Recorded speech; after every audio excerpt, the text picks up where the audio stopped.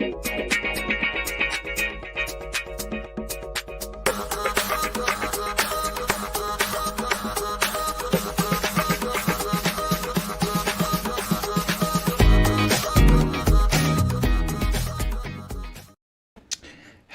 everybody. Welcome to Grow Yourself from the Inside Out. I'm your host, Kevin McNulty, and I just want to first say thank you so much for joining us, whoever's live there.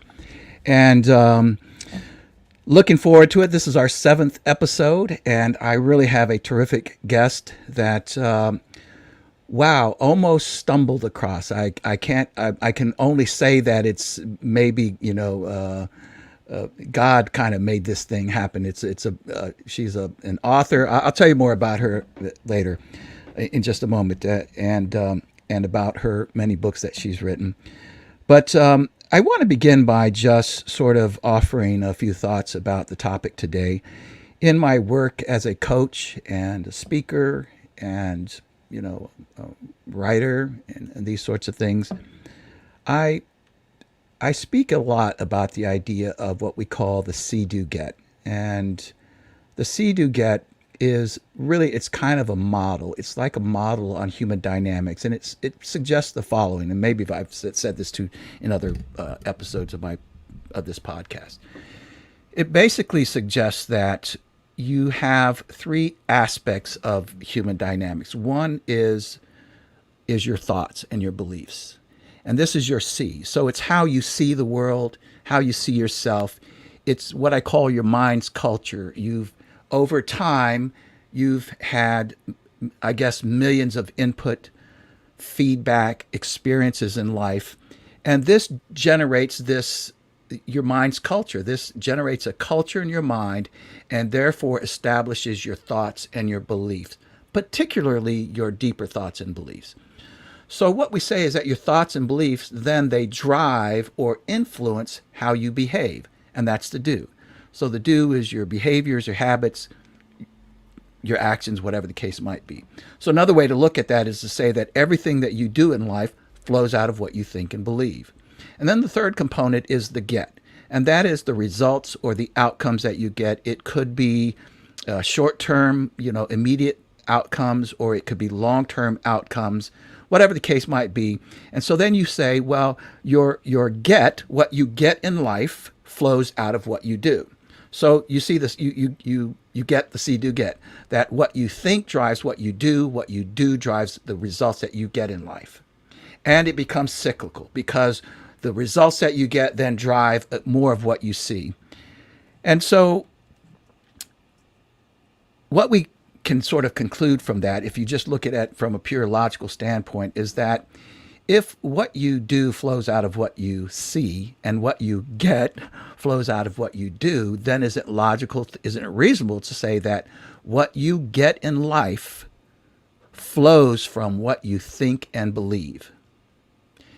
And so we use this, again, I use this in coaching and speaking, to describe sort of how human dynamics work, how we work from the inside out, if you want to put it that way. So the other thing that I talk about is change. I wrote a book on change and transition, the gap between two worlds. And so, today, this evening, we're going to combine a couple of these ideas. So now thinking about this see-do-get, imagine this. Imagine that what you see in your mind, what you think and believe, is that you are not sufficient to yourself, perhaps anyone else, to love yourself. That you don't love yourself. This is what you think. This is how you operate, how your mind's culture is. So now let me ask, if you don't love yourself, if you have negative beliefs about who you are, what you're capable of, what do you think you will do? And as a result of what you do, what do you think you're going to get in life? But you see, the thing about this is when we talk about personal growth and human dynamics and all these things that we're about to talk about, the problem is that, it's often so hard to change. I mean, listen, if you've got about 3 or 4 decades, I can tell you about the things that I've tried so many times over my life to change. I, you know, as a being on a spiritual journey. Honestly, when and you all know that I'm a Christian. Most of you that know that I'm a practicing Christian. But here's the deal: I probably relate more to Paul than I do to Jesus Christ in the Bible. Why? Because of the one thing that I read about Paul, and I can't quote him exactly, but he was basically, I guess, praying or saying something to God, basically saying, "Why do I do the things that I don't want to do? And why don't I do the things that I know I should do?" And this is like the story of my life. Well, I know in part why this is the kind of business that I'm involved in, and it's just that some of these things get so deeply seated in our hearts and soul that it takes a tremendous amount of work to change certain things. And so when we talk about the see, do, get, there's another component that's in between the get and the see, and that is the shift. So, for instance, in coaching, you're trying to help a person shift how they see things. You might be a leader who thinks your employees, are just there to support you and to serve you. That's a belief. And so what do? You all sorts of things. Treat your employees bad. What do you get? Bad morale, all these kinds of things. So if I'm working with a person like that, then I'm trying to help them shift the way they see employees or something to this effect. Okay. So now back to this notion of, and by the way, so the last thing that I'll say is I talk about blind spots. And a blind spot, of course, is something that you don't see about yourself, or that you don't sufficiently see it or understand it, and therefore don't change. But other people see these things, you see? So now let me get back to this whole notion about loving yourself. Some people don't love themselves. I think there's a lot of people, we have, I think, tremendous problems sometimes in our country. And I think that a lot of the discourse that's going on is making us hate each other and maybe hate ourselves. And that was a bit of a rabbit hole. But here's the point: how do you love yourself if you don't love yourself? What do you do? Well, that's what my guest is here to talk about. And Leslie Lindsay Davis, she's an extraordinary person. I haven't, I've only spoken to her a couple of times, but it was very obvious. And then I had a chance to read her book, at least most of her book, and she's a serious person. But there's a caveat there. She's pretty funny too, and I get the feeling that she's also pretty sarcastic. So we don't know exactly what we're going to get here today. But let me tell you this. So Leslie Lindsay Davis is a 5-time author, and she's working on her 6th book. We're going to ask her about that. Her first book was You Can't Eat Love: How Learning to Love Yourself Can Change Your Relationship with Food. Now, don't get stuck on that yet, because there's a whole different thing that's going to come out of that. It's an Amazon top 20 in at least 2 categories since it was released in just this past January. Like so many, it took a moment of extreme sadness for Leslie to realize something had to change. She began a journey to fix what she thought was broken. Okay?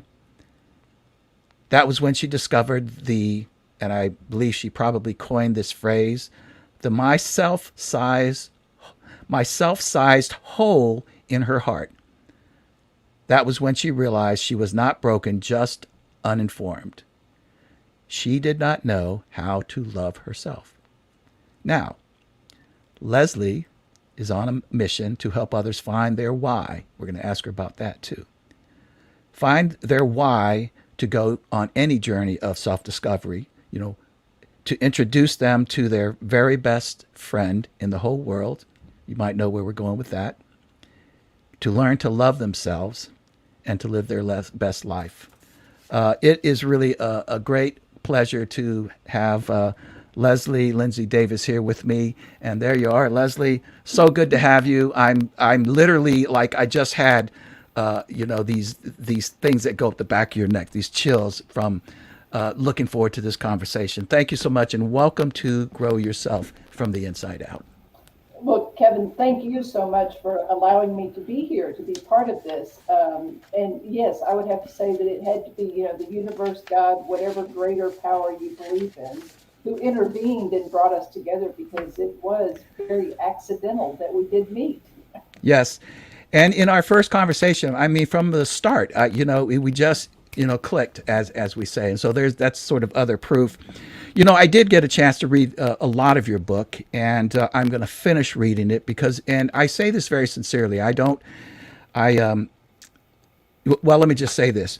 It was filled with one, which I guess I wasn't expecting, humor and sarcasm, some really good stuff too. That I think plenty people are gonna laugh about.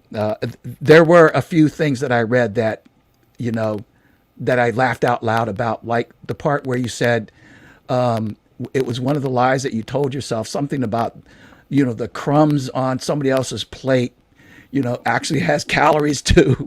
And I just thought, I can see you reaching over after somebody's gotten up from the dinner and grabbing their little half a cookie there. Uh, and you were also, though, very raw and very real about this. So there was humor and sarcasm, but some deep stuff too, some real raw. And I love that about that. And then the other thing is that I swear every other line was quotable. I was just amazed some of the things that you said that I went, wow, that needs to go on some poster somewhere. So listen, the bottom line is I don't actually know where to start with interviewing you or asking you, because there's really so much that I want to ask you about. I have some anchor questions here, but I'm just going to start with the obvious, and that is the title of your book. How did you come up with that? You Can't Eat Love. I mean, wow. So tell us about that. Well, to give a little bit of background, our mother died 37 years ago, Mm. and she died 2 weeks before my oldest child, her first grandchild, was born. So I never really grieved her. I never really had a chance to grieve her, because you go from that to having a baby to these other things. And so I always struggled, and I hated Mother's Day, because my first Mother's Day as a mother was my first Mother's Day without my mother. So anyway, flash forward a few years, well, decades actually. My youngest sister always made a pie, because that was one of our family's signature things, was this chocolate meringue pie. And my youngest sister commented that every Mother's Day she would make this chocolate meringue pie to, honor our mother. And I decided a couple of years ago that, okay, I think that I can do this. And I made the pie. Well, not much of it got eaten on Mother's Day itself. And so I decided that for breakfast, that Monday morning, the day after Mother's Day, I was going to have chocolate meringue pie for breakfast. Yes, that is very nutritious. It has eggs and it has milk in it. And don't argue with me about the nutrition, okay? I will put scrambled eggs, bacon. You're already going there, aren't you? Sorry. Anyway, I'll put scrambled eggs, bacon, and toast up against chocolate meringue pie any day of the week. So anyway, I was sitting there and I was eating it, and I was thinking about the pie, and I was thinking about my mother and my grandmother, and all the family members that were no longer there. And it was like somebody turned on all the lights in the room. And the words that came into my mind were, "You can't eat love." And I happened to have just a scrap piece of paper and a pen laying on the table, and I grabbed that and I wrote what actually, quite a while later, became the first two paragraphs of the book, where I talk about, I was back with, memories and loved ones that were gone, and I suddenly realized that how many times I had been trying to fill something, and I didn't understand what it was that I was trying to fill. And this flash was, I was trying to fill what I call a myself-sized hole in my heart, because I just felt so unlovable and unloved, especially by myself. And that really was kind of a turning point for me when I realized that, when I realized, I can't eat love. And if you stop and think about it, you were talking about your what is it, The see do get. Hmm. get. When we're going on the see do get cycle, we also have to be filling our minds and our spirits with things that are of value Mm. so that we can move from the seeing to the doing to the getting. Because if we're filling our minds with things that are not of value or are even untrue, such as I am not lovable, I am not worthy, well, then we're not able to really grab what we can do because we already have these limiting beliefs. And then, of Yes. course, we can't move on to the next thing Yes. because we don't believe that we are worthy of deserving to get these things. And so it really was about a journey. And I mean, I don't know about you, but I'm always on a journey to somewhere, to something. You know, the Yep. last year, yes, we haven't been moving very much physically. A lot of us haven't gone very far. But I'm always on a journey to learn more, to see more, to do more, to discover more. And I believe that everybody else is as well. So that's where You Can't Eat Love came from. And I sent the book to my youngest sister, who is now a counselor. And she works with people who are dealing with grief or addiction. And she told me after she read it, she said, well, this could be called You Can't Drink Love, You Can't Drug Love, You Can't, whatever your issue is, love. Um, and I thought that that was very powerful and impactful because I had never really considered it outside of my own world. So, it there was a part here though that I read in your book, and I'm trying to remember exactly where I read that. Um, I have it right here. It says, and and if I go too far ahead of you, just pull it back. I mean, I want you to express, it in a way that works best for those the people watching here. And you said somewhere in your book, it said I had reached a point in my life where I hated to see reflections of myself. When I passed a window or a mirror, I would only look at my eyes. I would not allow my gaze to fall anywhere else. I would not even look at my shadows. I hated my reflection that much. I was angry with myself for not caring enough to be healthier. Mm-hmm. Wow, this epitomizes the see do get, that you behave in a way based on what you think and believe. But tell me about that, because to maybe to a lot of degrees, I mean, not a lot of degrees, to various degrees, I I think a lot of people suffer this. Again, maybe not I hate myself, but I hear this all the time. I mean, people are, constantly sort of disapproving of who they are, what they think, what they do, their career, whatever. Tell me a little bit about that. Well, I was raised by a mother who really didn't care about food. I mean, food was not, top of her list of priorities. Don't misunderstand. We had food. We had sufficient amount of food, but we had also lived for 5 years in Venezuela, and we lived in a camp. Mm. So there was a commissary. So you didn't have the Toot and Toad or the McDonald's or the Dairy Queen or anything like that. So what we had was what we had, and it was sufficient. And then when we moved back to the States, she would buy, enough, we had enough food, but it was, very restricted. Um, she would prepare the meals, to feed 8 people. And we didn't usually have leftovers. When you got 8 people, you don't have a lot of leftovers anyway. But our food was very regulated. So I didn't really understand portions and things like that. But also, she focused a lot on, what your appearance was. And also, remember, society, magazines, the news, media, whatever, they value slim and thin. And then you throw into the mix people who are unwilling to address your thoughts, your feelings. And then you get very confused, which I talk about because um, I may be wandering off the path, so you're going to have to No, bring me please back. keep going. Um, One of the things that got me so frustrated as I was growing up is you would fall off your bike. I would fall off my bike. I would be hurt. I'd have skinned elbows, skinned knees. I'd be banged up, end up with all kinds of bruises. And my parents or whatever adults were around, oh, you're not hurt. Well, what? I'm not hurt. I'm not. It sure hurts, but I'm not hurt. So Yeah. that right there, starts creating a cognitive dissonance. Yeah. I And see. then how many times when little kids fall down, we're talking about toddlers that are just learning how to walk and they fall down and they get up and they're crying and you pick them up and you say, "Oh, you're not hurt." Um, what message is that? So even though I took a different tact with my own children, I would acknowledge that yes, they were hurt. I can only imagine, how that hurt. I didn't give myself the same grace.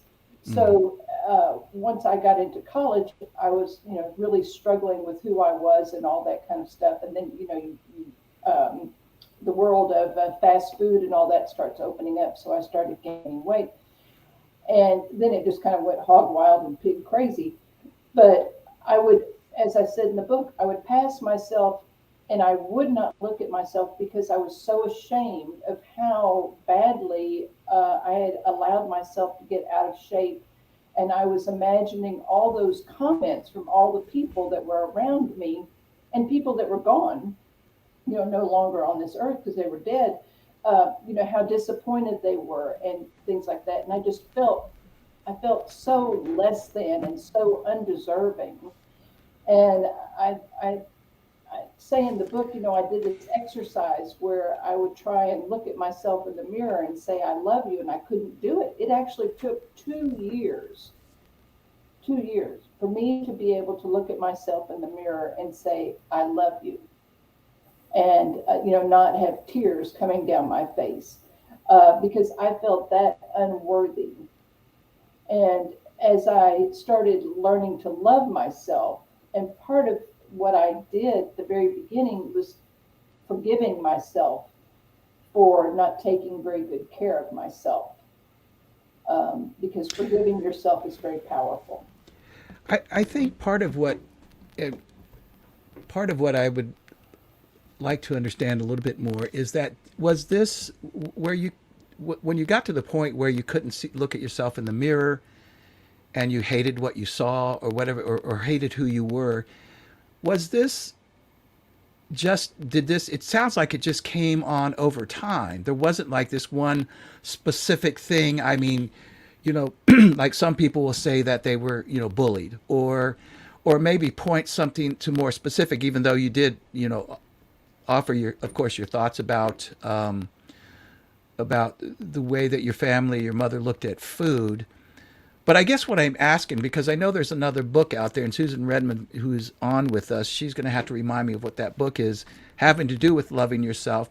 That it has to do with the stories that we tell ourselves, and that over time that story grows. Right? Is essentially what happened? Well, and that is exactly what happened. And I didn't realize it until looking back. And part of the story goes back to my now ex-husband. The first time that he met my family, he attended a very large party with me for my grandparents' 50th wedding anniversary, and he told one of my sisters, who is 7 years younger than I am, that he wished he could marry her. Uh, at the time she was Ouch. a young, yeah, ouch is right. And I just kind of laughed it off, but didn't laugh it off. You know what I'm saying? Yeah. Oh yeah. And so things like that started building. And then he would make comments such as, "You're lucky that I married you." And I'm just like, what? Wait, what? Uh, and then, when I divorced him, because that was what I had to do, I was the bad guy. And so, those are just some little tiny things. But then again, I didn't know how to be a parent. That was the other thing. I had no clue how to be a parent. My own mother was gone. We were actually raised by maids for a little while.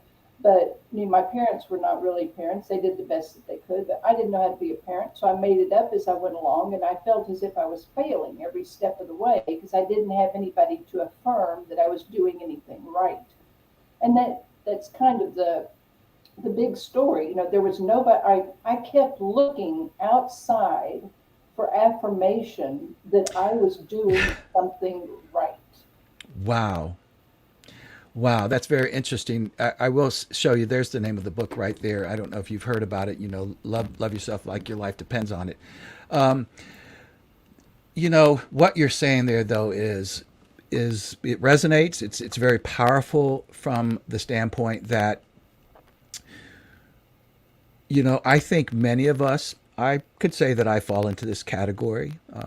People that know me very closely know that, and my dad who just passed in April, God rest his soul. He was a tough father, and and oftentimes I found it very difficult because he was a Green Beret, and he was just a tough, badass kind of a person, extremely disciplined, just and very tough, and all these sorts of things. And I was like a poet, and a wanderer, and a daydreamer, and it was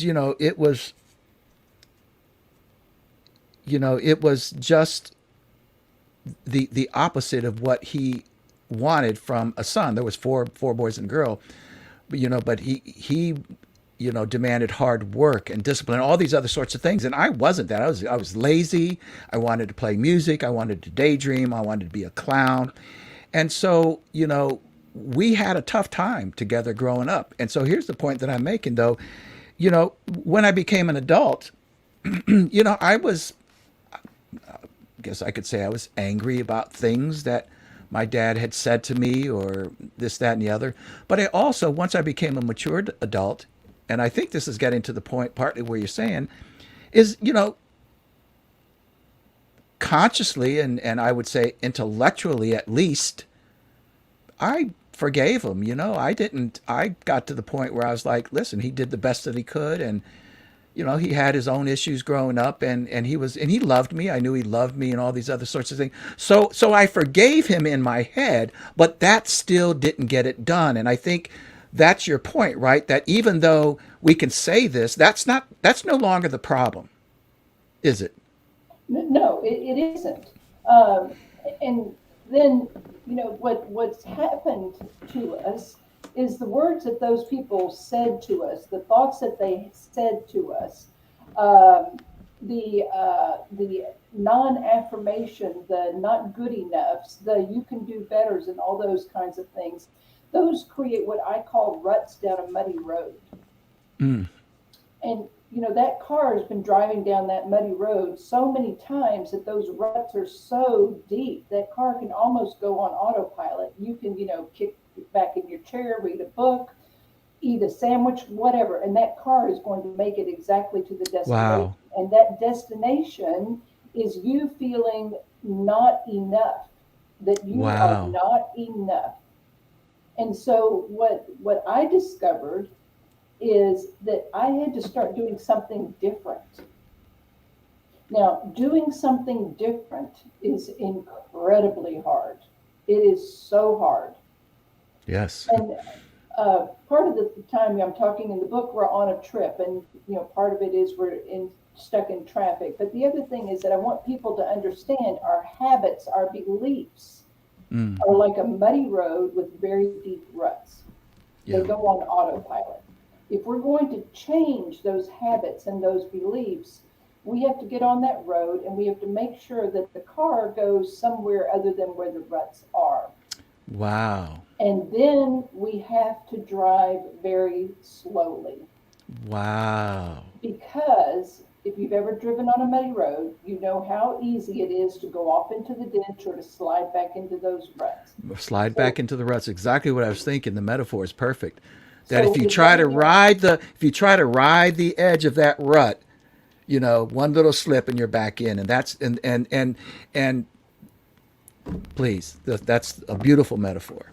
So as we drive very slowly down this muddy road, there are going to be times when we slip back into those ruts. And so we say to ourselves, you know what? I fell back in the ruts. It wasn't what I wanted to do, but it's okay. I forgive myself.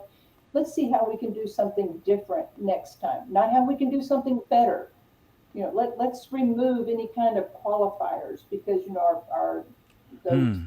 voices, those hamsters in our head are talking about better and perfection and all that kind of stuff. We don't want to aim for perfection. We don't even want to aim for better. We just want to aim for different. So we Yeah. go down that road as slowly as we can. And as we're going down that road, you notice that there's some mud being kicked out from the tires. Well, some of that mud is falling off into the ruts that were already there. And so we start laying down new dirt and filling up those old ruts, and we start making new ruts. Now, that doesn't mean that we don't fall back into the old ruts. What it does mean is we have the ability to get ourselves out of those old ruts, to forgive ourselves for having done that, to have a conversation with ourselves. What was going on? Please tell me. How can I take care of you? Let me know how you're feeling.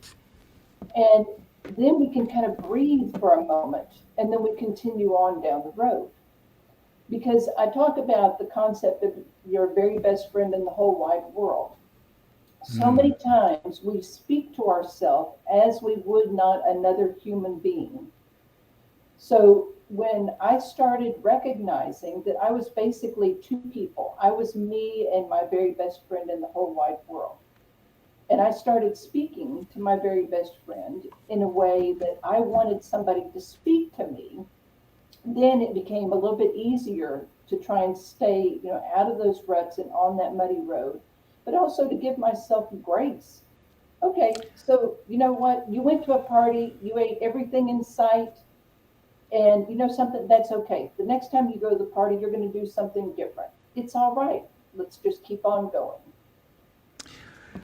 You know, I will, and I'm going to play devil's advocate for here for just a moment because, well, first of all, I resemble that remark, and you know, but I will also rationalize it away. Can you kind of get into another rut where you're saying, where you're just like, for lack of a better term, you're too forgiven.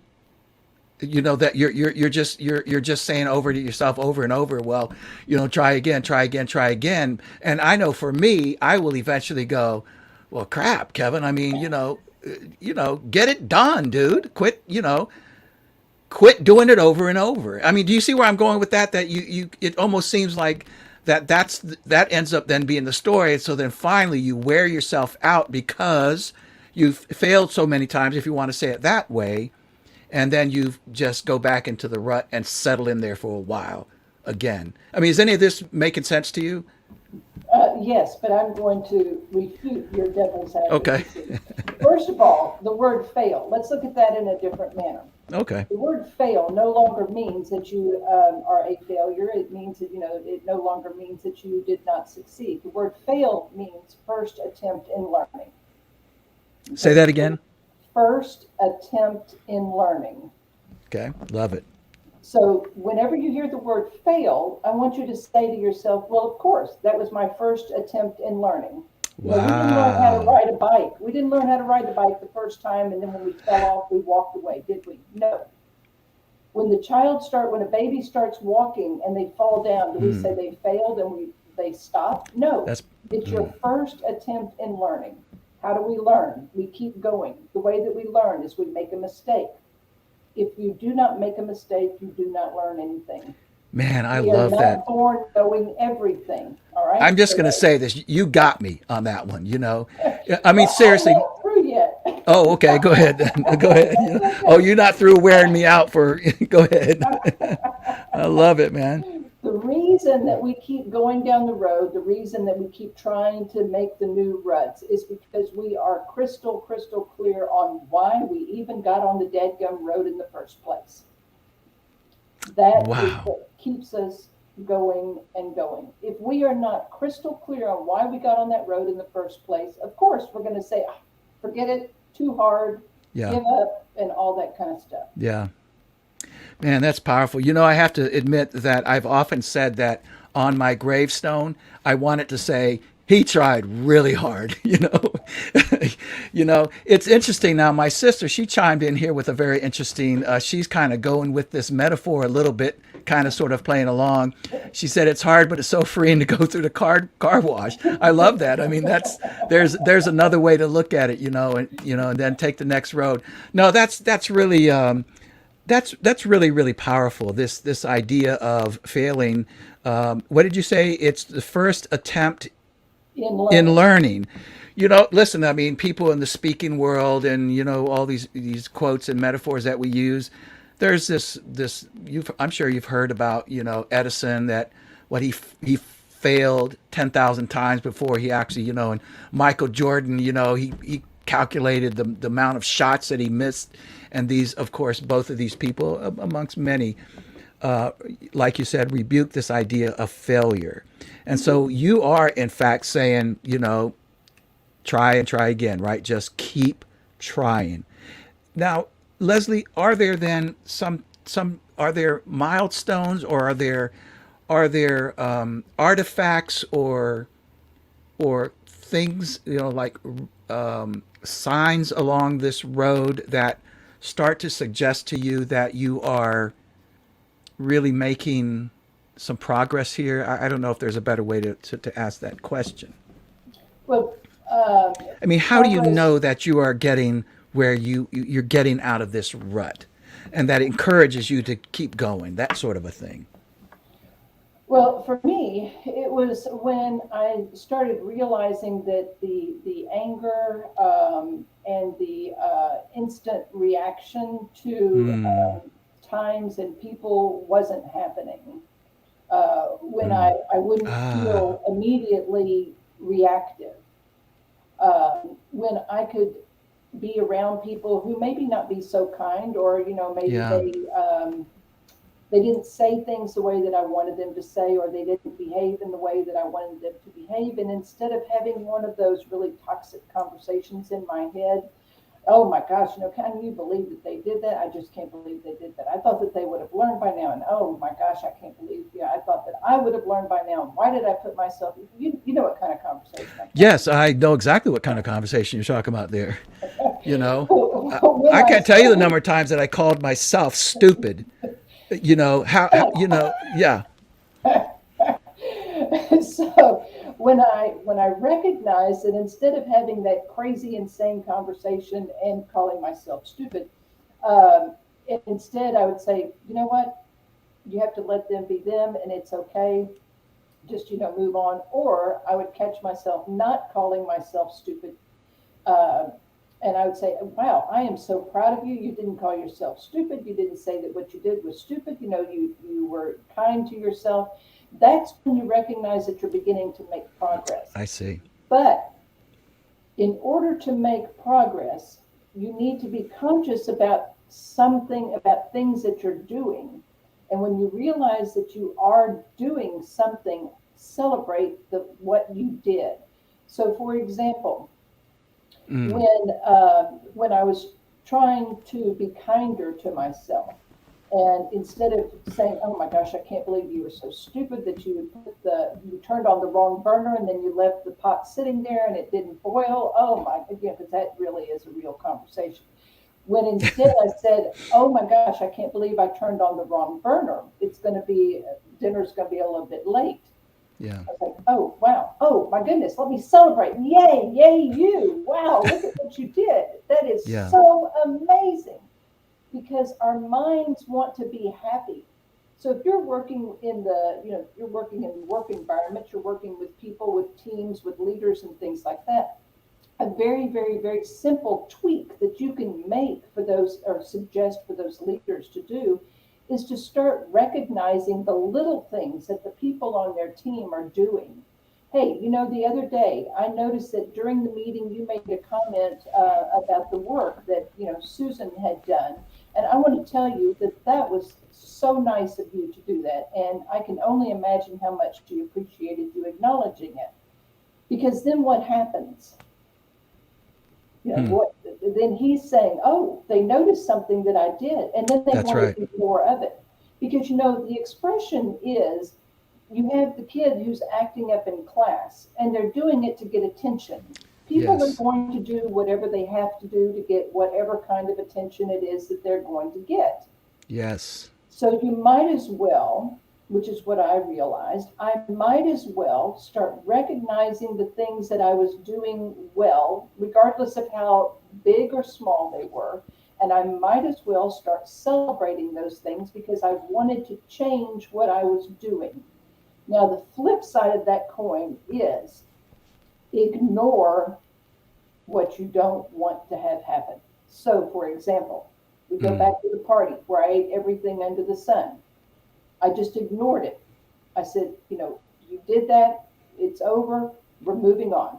Ignore it Yeah. instead of the shaming and the blaming that usually takes place. I love what you're saying there. Now, there's another way that I would submit that to you, and others have said this idea. It I think amounts to the same thing, but that there are some who would suggest that when you have these kinds of negative thoughts, and I guess we're talking a little bit about emotional intelligence or whatever, that when you have these negative thoughts, that you don't fight them, because when you fight them, you actually give them energy. You don't even have to rationalize them or anything else. But to your point, what I actually hear you saying is and this is what I submit to people, is that you just acknowledge them. It's almost like this thought is coming, a negative thought, that whole self-talk thing, and it's almost like you're just saying, "I see you," Mhm. and to your point, then you move on.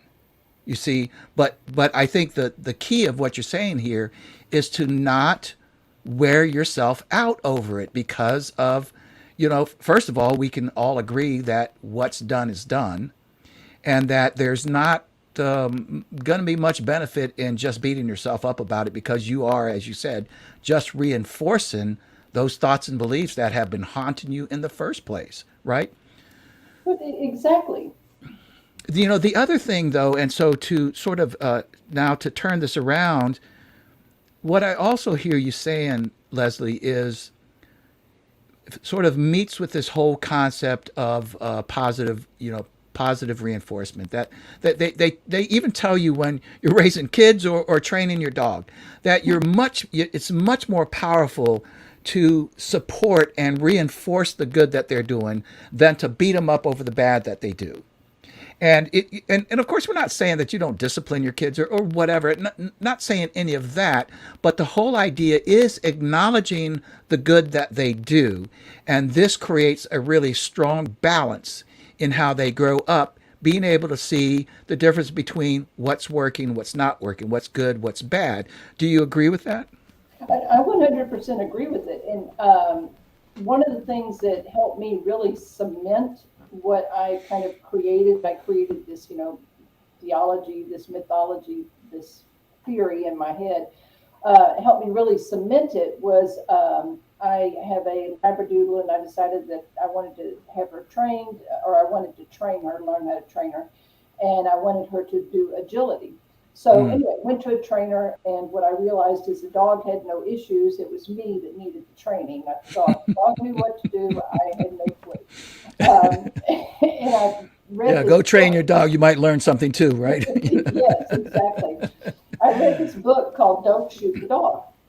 Now, it's not about shooting dogs, so don't be Right. offended. I don't Got want to hear from it. any anti-gun people, okay? Yeah. Uh, but the concept is from training animals, and which is what you just mentioned. Yeah. And it helped me to really understand and to clarify what it was that I was already doing.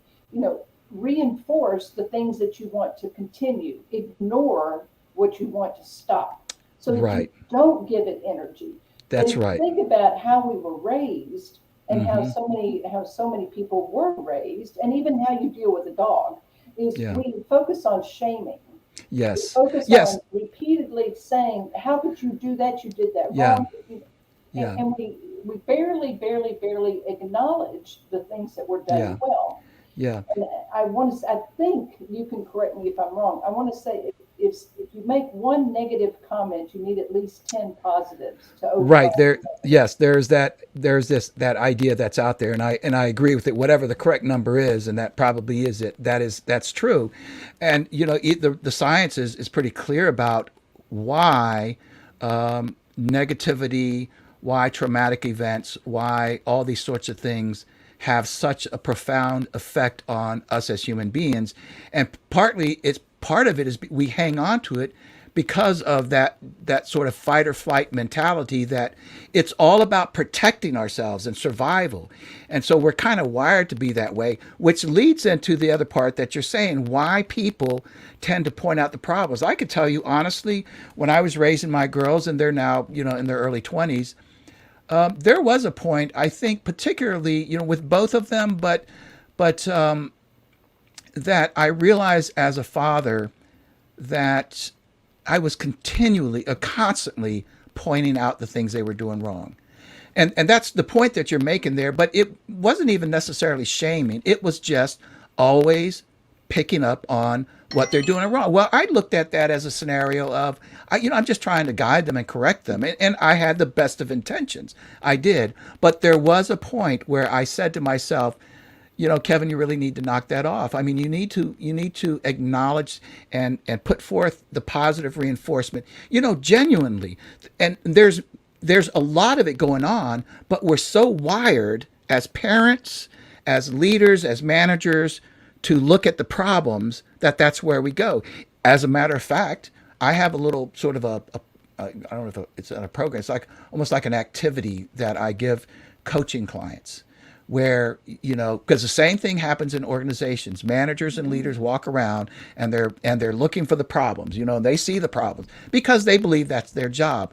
And I give them an activity, an exercise to do over a 2 week period of time, and that their whole job is to find the good things happening and say something about it. And we call it see it, say it.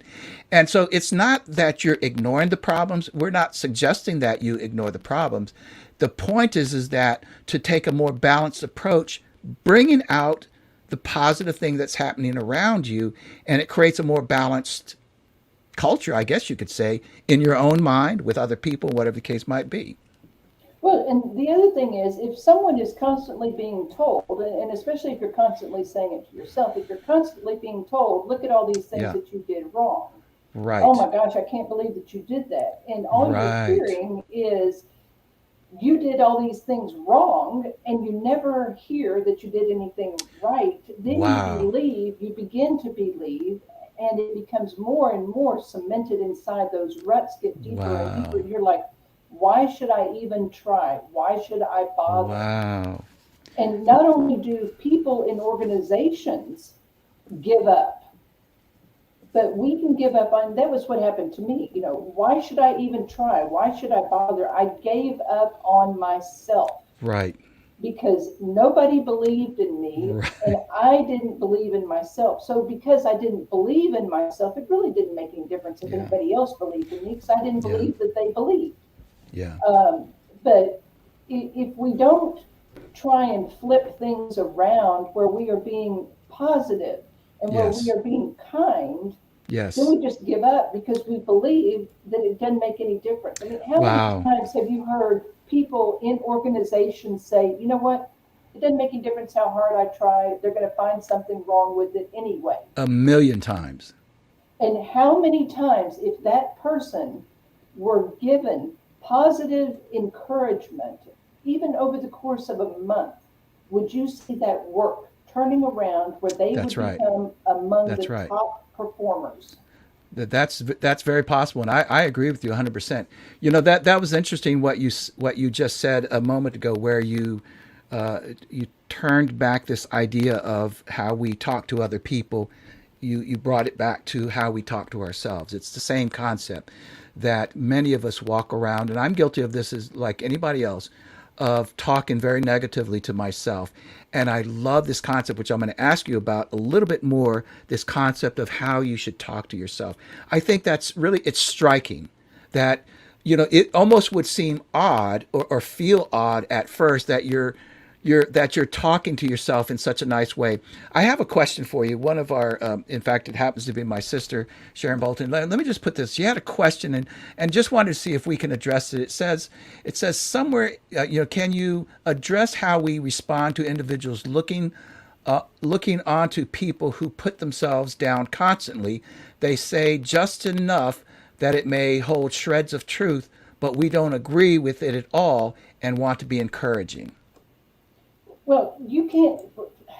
Okay, this brings up something else. First of all, we can't do anything about anybody else. We are only in Okay. control of us. So if what you're trying to do is to encourage your friend, then you could simply make I statements. If the friend says, oh my gosh, I can't believe I did that. I can't believe, that whatever, then Yeah. you can use I statements and say, the other day I noticed that you were doing XYZ and I was so impressed. And Very just interesting. pull them out from their negative comment rather than rebutting their comment, because then what is going to happen is you're going to end up in an argument, a discussion, because they're going to be trying to defend their ground as to Yes. why they are so unworthy. And you really don't want to be in that position. Where you want to be is you want to be in control of you, because that's the only person you've got control of, and you want to be encouraging them. So rather than pushing them to defend their ground, observe. And if you know that this person is this way, go into the encounter with them with at least three things prepared that you are going to put into the conversation about something that you noticed that you thought was so amazing, and then put them into the conversation. And then when they say, you make a comment about, oh, that's a lovely dress or something, and they say, oh, this old frock, then you just change the subject, you move on to something else. It goes back to that reinforcing. Reinforce what you want to Yes. continue, ignore what you want to stop. If you want her Yes. to stop saying, oh, this old frock, oh, dismissing your compliments, Yes. ignore her dismissal, move on to something else. I think You I th- cannot do anything about her. I think those are really wise words. I completely agree with you. What you are putting forth is one, the notion of positive reinforcement, but two, to your point about I statements, it's very, very difficult to rebut an I statement, because if I say, "Hey, I noticed that you did something that, and wow, I just really appreciate it so much," and if they begin to rebut it, you're still back into, I just noticed it. It's like they can't tell you how you ought to see things or feel. And it becomes very difficult. But then, on top of that, if you can consistently do this, it may trigger them over time to, again, we're kind of going back to that see, do, get thing, that over time they start to go, you know what? I'm kind of noticing that myself, you see. And so there's a consistency piece that goes with that. That's great advice right there. Listen, I want to, we've just got a few minutes here. I want to bring this out. I can't help but to bring this up. That in your book, you assert some pretty bold takeaways. I mean, let me just read the short list to the folks listening. It says something to the effect of, after reading this book, I'm saying that, you will learn how to change shaming and blaming thoughts into loving and kind thoughts. That's what we just talked about. You will learn how, and I'm using this word, you will learn how to set it all up, how to become your very best friend in the whole wide world. And we're going to ask you about that a little bit more. You're going to learn how to fill the my size hole in your heart with love, one shovel at a time. You mentioned that. You will be able to speak kindly to yourself. We just talked about that. You will know how to create plans of action for different food situations and celebrations that resolve around food. You will know how to ask for and get what you need. Very interesting assertion there. You will be well on your way to filling the my size hole in your heart. You will learn and you will learn you are never alone. I want to hear just a little bit about that. Can you address any of those things? Many of them you've already kind of talked about them throughout the course of your piece here. Well, the main thing is to learn that you're never alone. And the reason that you're never alone is because you discover my very best friend in the whole wide world, which is you. And I realize, I am two people. I am me, and then I am my very best friend in the whole wide world. Wow. So just embracing the fact that I am never alone, because I'm always with someone who does love me no matter what. That's so Wow. important. My very best friend in the whole wide world loves me no matter what. They don't care Wow. what I did. They don't care what I said. They don't care what I think. Everything I do, they never stop loving me. So it is absolutely unconditional. What a So on those times when I feel like I am alone, I'm not. I just remind myself I'm not alone. And how many people right now feel as if they are alone? yes, a great point. And I would add to that, how many people either listening or will listen to this later on, or how many people do you know that can't spend a moment by themselves because it's and this might be the blind spot that I'm talking about. They don't realize that the problem is that they don't know how to spend time by themselves because they either don't like themselves, they don't like the thoughts they have, and they don't. And it's an interesting concept that you're bringing out here, that you are you, and then you also have you, your best friend. I don't think I've ever heard that before, and it's just really striking. It resonates with me so much. Well, it was very liberating for me because I didn't, well, I used to like to be alone because it was quieter. But now I do not mind being by myself because I'm Hmm. not by myself. And I can have great conversations with myself. I tell myself, wow, I'm so proud of what you did today. I'm so proud that, you didn't want to go to the gym, but you went to the gym anyway, and look at everything you did. I'm so proud of you for sweeping the floor. I know that you didn't want to do that. I mean, I go around telling myself I'm proud of myself all the time. Why? Because that's what I need. That's what I want to hear. And so many times, think of all the people who are looking outside for everything that's already inside. Yes. We may, if you have a husband, a wife, a friend, a parent, or whatever, Mm. we may be wanting them to say, I am so proud of you. Well, let me give you a news flash. Other people are not going to say the words to you that you really want them to say. So Yeah. start saying them to yourself, and then you don't feel as if you're missing out. Yes. But And we're you yes. can ask. You can ask, for what it is you want. And especially if you're using I statements. I can say to my husband, I really need to hear from you at least once a day that you love me. I need this because it's important to me. And then you just leave it. Oh wow. And that's what you meant by know how to ask for and get what you need. That's Yes. that's that's interesting as well, to literally tell your friends or your spouse or whatever the case might be these sorts of things. And you know if like if my wife were to say that to me, or if I were to say it to her, you know either one of us would be just delighted to do it. If but we don't maybe always do this, or we don't carry it around in our mind, or maybe we just don't even realize that that's what you need and that's what you'd like. Well, but the other part of that is, once you put it out there and you put your I statement out there and you say, this is important to me, Yeah. recognize again, you only have control of you. You have Yeah. no control over the other Yeah. person. So you have put your truth out there. Yeah. Whether they pick it up and react and do anything about it, Yeah. that's on them. Yeah. You have been true to you. And so then you have the conversation with yourself, with my very best friend in the whole wide world. I am so proud of you. You were honest about what it was you needed. You stated it very clearly, and then you left it alone. Yeah. It's interesting. One thing I can tell you, that one thing that my wife does not hesitate to ask me for, she's always, asking me for, like, don't you have something to do outside of the house today? I need some alone time. And I'm like, okay. She loves her alone time. I got to be honest with you about that. So listen, a couple other quick things here. There's another place in the book that you said, after you read, you can't eat love. I promise you will never look at another trip the same way again. And this is the one that really interested me. You will never look at an oxygen mask the same way again. Tell the folks about that. Well, if you fly, they always give you that little speech, and now they got another Yes. video about it, and they say, when Yes. oxygen mask falls, put your own oxygen mask on, and then help other people. Yeah. But it occurred to me that what I had been doing is I had been running around putting oxygen masks on everybody else. I was busy helping other Wow. people. I was busy making sure that everybody had what it was they needed.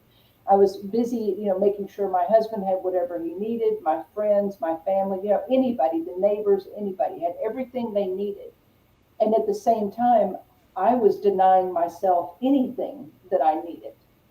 I was denying myself, either quiet Yeah. time or, Wow. kind words to I was even denying Yeah. myself words of kindness towards Yeah. myself. And I happen to be, you've got Google and YouTube and all that kind of stuff, right? It's, amazing. Of course, if it's on the internet, it's true. I'm sure everybody knows that. But I stumbled across this little blurb on the internet, and it said, when that oxygen mask falls, you have 30 seconds. And I was like, oh, wait, hold on. And so then the pieces, it was kind of like dominoes started, or more Tetris, really. Yeah. You click the big block and the whole thing crashes down, and it's just amazing. Yeah. Um, and I was like, okay, that's what I've been doing. I've been running around chasing people down, putting oxygen masks on. And I was even putting oxygen masks on people who didn't need it. They were doing fine on their own. They didn't need anything from me. They were doing okay. And here I am insisting on putting an oxygen mask on them. At the same time, I'm gasping for air.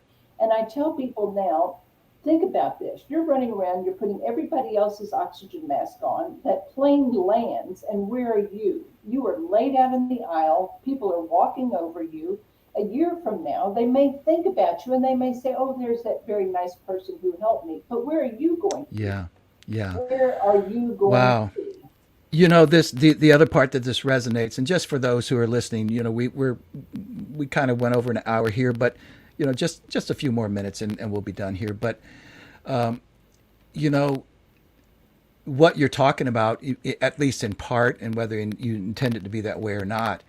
This is a situation that I see a lot of moms into, and we with the best of intention, I'm guilty of it too. I call people like my wife and my sister and perhaps people like you and other, particularly mothers.